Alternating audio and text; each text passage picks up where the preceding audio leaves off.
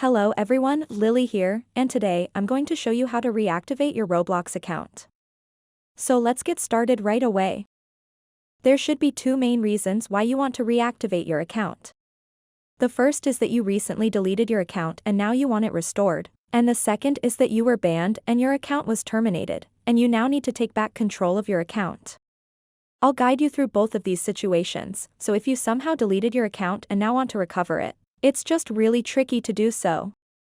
It really is a permanent delete after you do that, but you can contact customer support, something I'll guide you through today. If I exit out of here and go to my Google Chrome browser and search for Roblox customer support, the very first link that shows up is support-Roblox. I will select that. Now, it will take you to a form where you can fill out your information, including your first name, email, confirm your email, and account username. And then it asks what device you're using. You can say what it is by selecting this.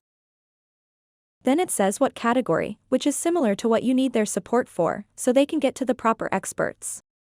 You can pick account hacked and can't log in.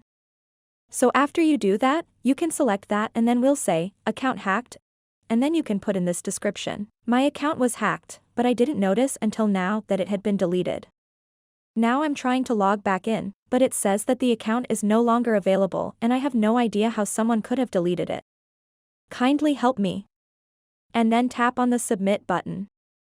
That's how you're going to get back into your account.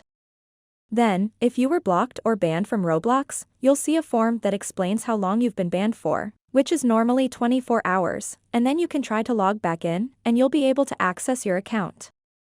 But, if the ban was a mistake and you do not even know why you were banned in the first place, or if you're unable to log back in, you should contact customer support.